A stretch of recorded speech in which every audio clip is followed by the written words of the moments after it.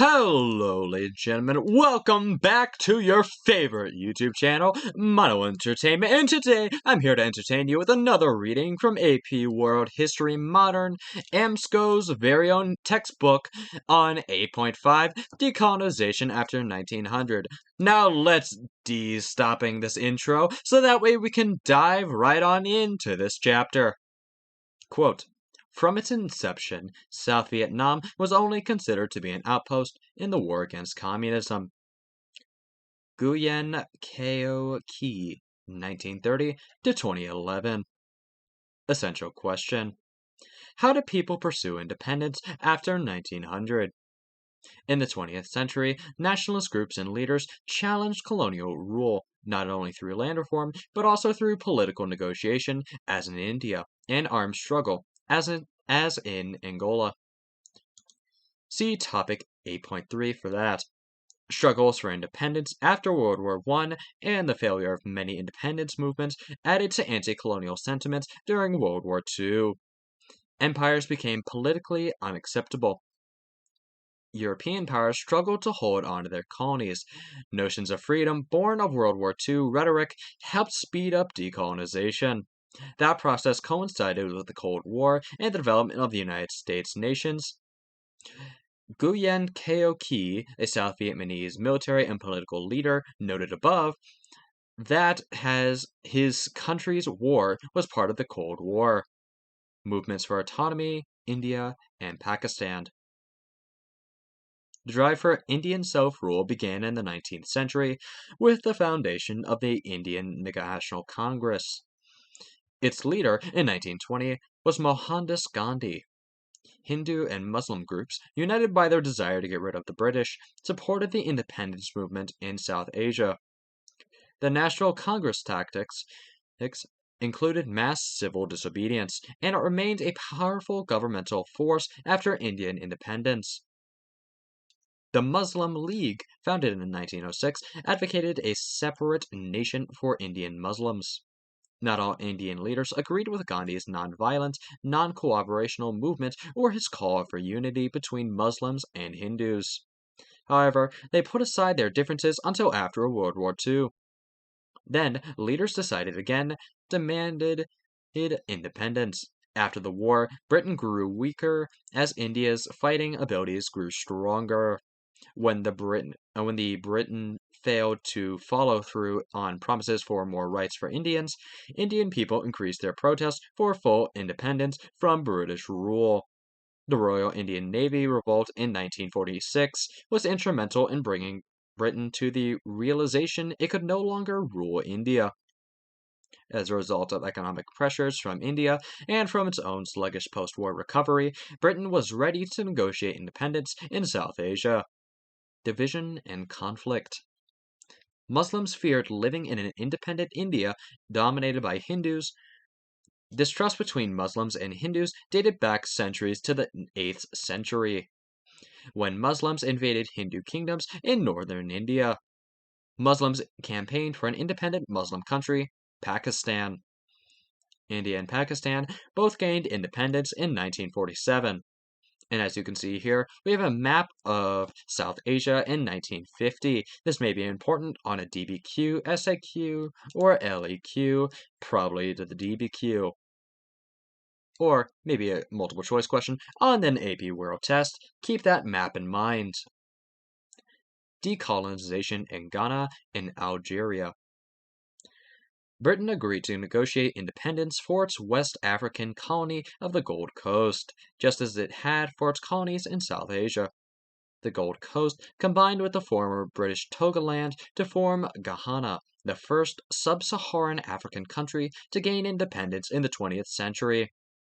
The new country of Gahana was smaller in area than the historic kingdom of the same name. Negotiations led by the United Nations helped bring about Gahana's independence in 1957. Its first president, Kwame Nkrumah, took office in 1960. Ideas from modern nation-states influenced Ghanaian nationalism.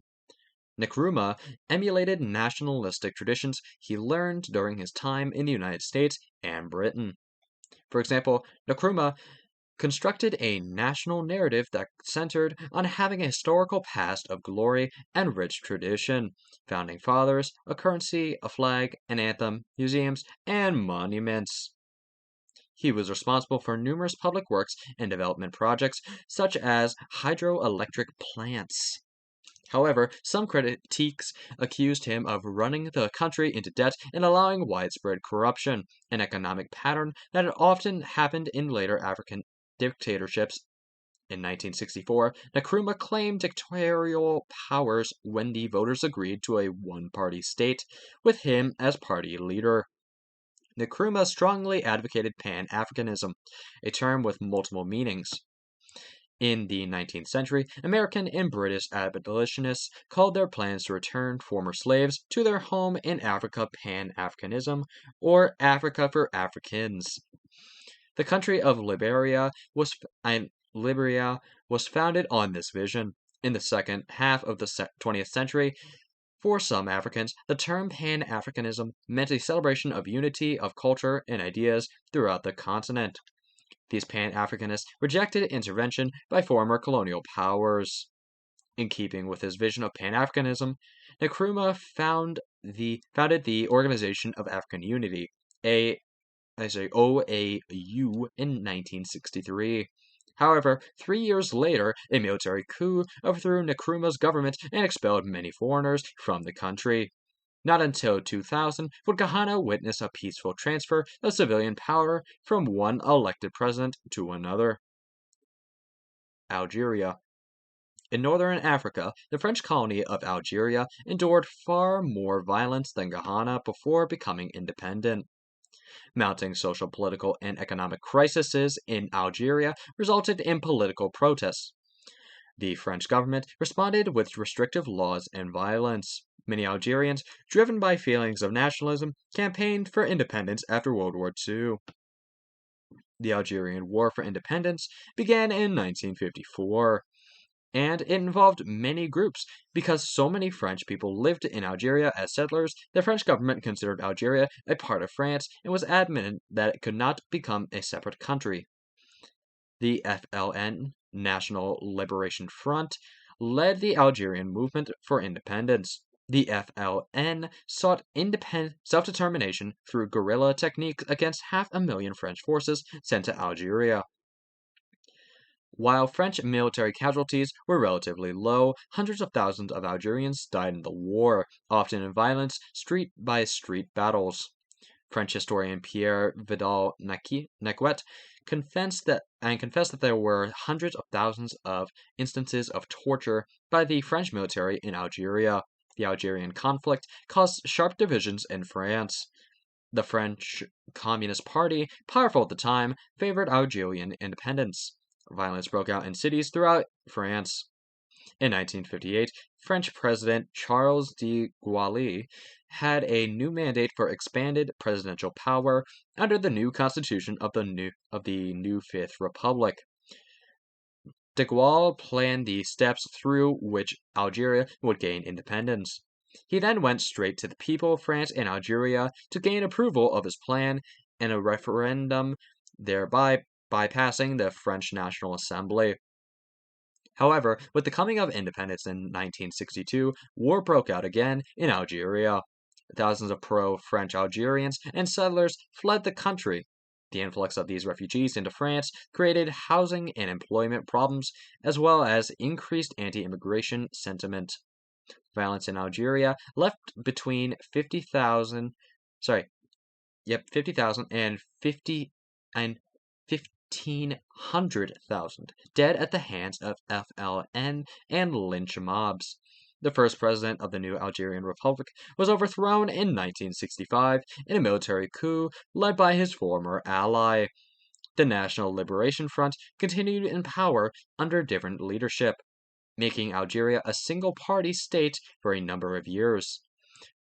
The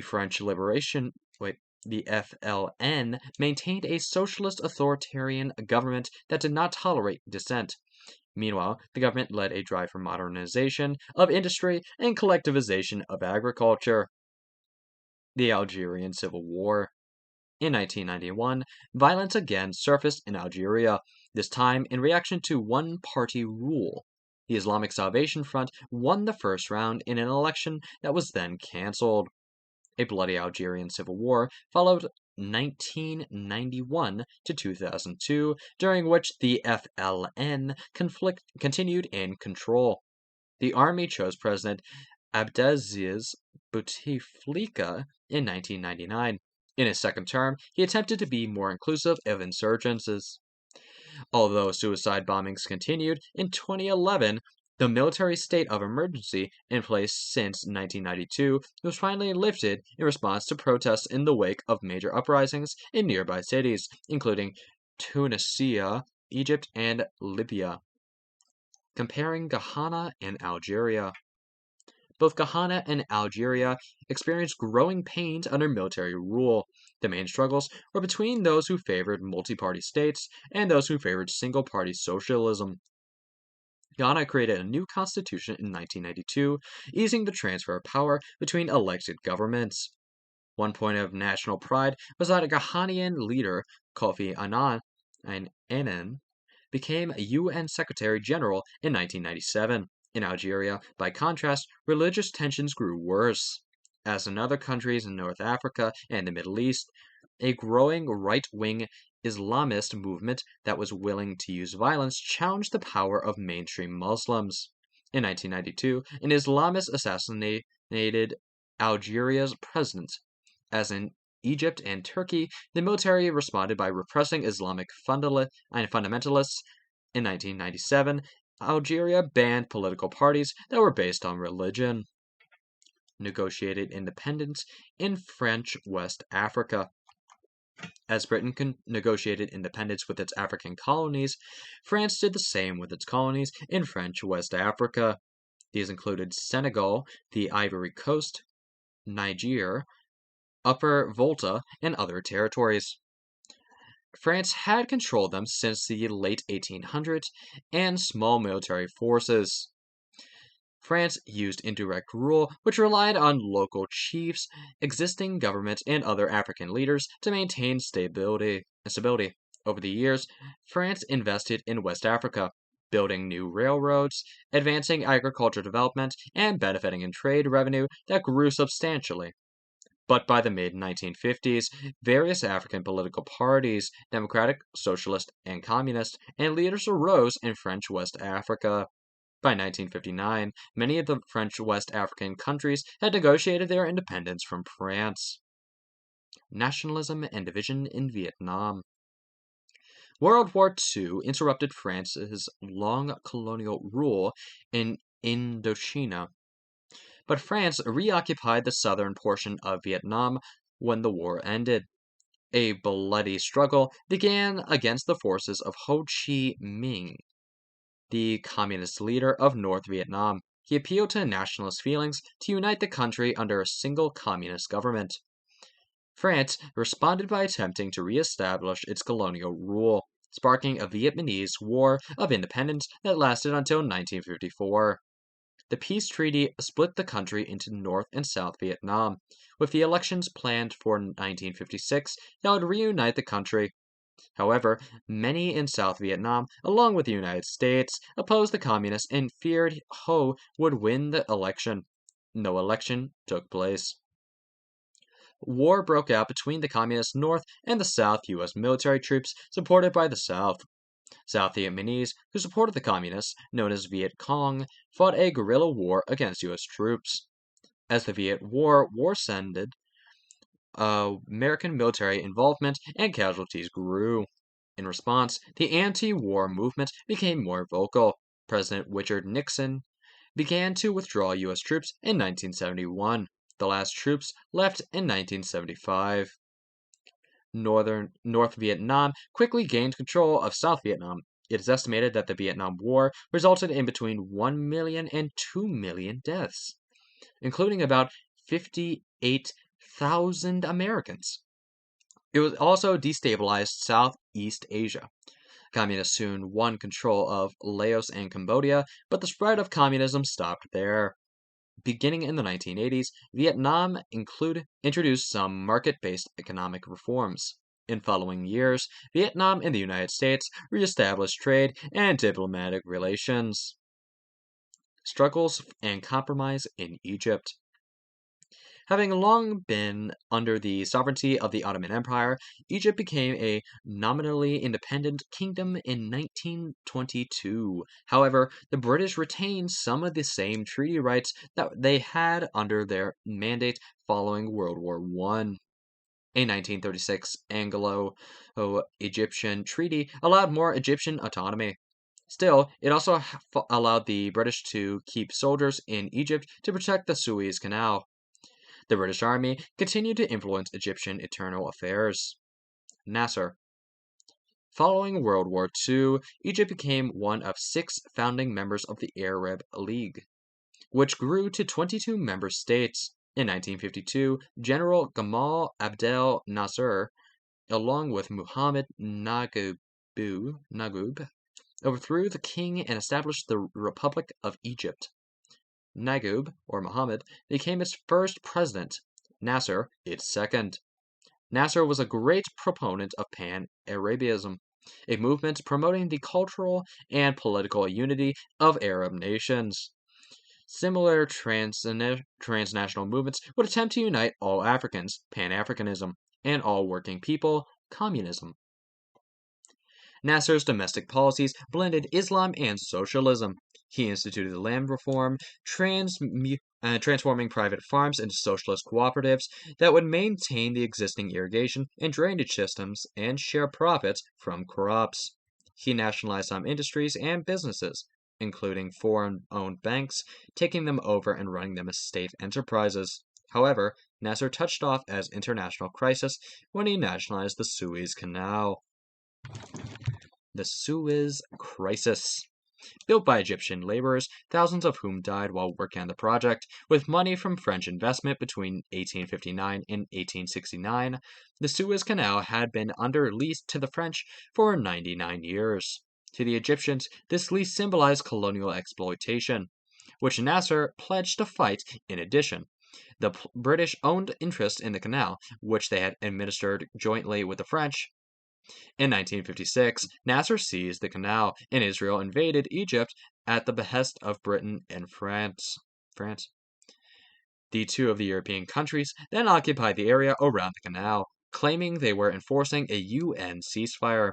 However, the United States and the Soviet Union opposed British and French actions and used the United Nations to broker a resolution to the Suez Canal crisis.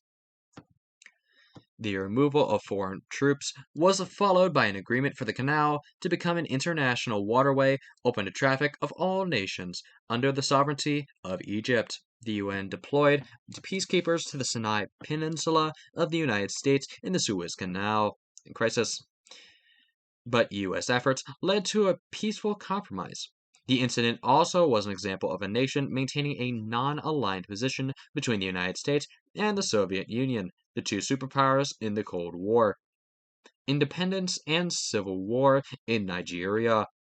The Western African country of Nigeria, the most populous state on the continent, gained independence from Britain in 1960. The Biafran Civil War began in 1967 when the Igbos, a westernized, predominantly Christian tribe in the southeastern oil-rich Niger River Delta area, tried to secede from the northern-dominated government. The Igbos sought autonomy because of targeted attacks against them by the Hausa Fulani Islamic group in the north. They declared themselves an independent nation and called Biafra. The Igbo secession movement failed, and Biafra ceased to exist when the war ended in 1970. Nigeria granted amnesty to a majority of Igbo generals, but civilian government did not return. A series of military coups with generals in command of the government continued until the 1999 election of Olusegun Obasanjo, who presided over a democratic civilian government called the Fourth Republic of Nigeria. In an effort to prevent tribalism from destroying the country, the government established a federation of 36 states with borders that cut across ethnic and religious lines. However, friction continued between Christian, Yoruba, Igbo groups in the south and Islamic groups in the northern states. The Constitution of Nigeria permitted states to vote for a dual legal system of secular law in Syria. 11 states voted for this option. In an additional effort to discourage ethnic strife, the Constitution encouraged intermarriage among the ethnic groups. Problems remained in the Niger River Delta, which had rich oil deposits. Citizens complained that the national government exploited oil resources without returning wealth to the region. Also, they contended that the oil companies had polluted their lands and rivers. Militants set fire to oil wells and pipelines in protest. Canada and the Silent Revolution in Quebec. Quebec is the largest of Canada's provinces, and its history is deeply rooted in French culture. France's North American colonial territory in the early 1700s spanned from Quebec to the Gulf of Mexico. By the late 1700s, England controlled what was called New France, beginning a cultural and political divide in Quebec. People in New France were mainly Catholic, while the English-speaking parts of Britain's Canadian colony were mainly Protestant. The Quebecosists historically aligned themselves with France rather than England. Over the countries, efforts to create a separate independent state have flared up, sometimes with violent results. The Quiet Revolution of the 1960s involved much political and social change in Quebec, with the Liberal Party gaining power in reforming economic policies that led to further desires for separation from the rest of British-controlled Canada. French-Canadian nationalism expanded, and splinter groups adopted extreme tactics, including terrorist bombings that began in 1963. Canadian Prime Minister Pierre Trudeau, a native of Quebec, was able to preserve the country's unity. Later in 1995, a referendum to make Quebec an independent nation failed by a narrow margin. Key terms by theme. Government leaders: Kwame Nkrumah, Charles de Gaulle, Ho Chi Minh, Jamal Abdel Nasser. Government structures: one-party state. Government: wars, conflicts, and compromises. Algerian War for Independence. Algerian Civil War. Suez Crisis. Biafran Civil War. Quiet Revolution. Society: pro-independence organizations. Muslim League, Organization of African Unity, OAU. Society: military political organizations. Viet Cong. Anyways, ladies and gentlemen, that's going to do it for today's episode. I am terribly sorry if I had mispronounced any names or anything as well.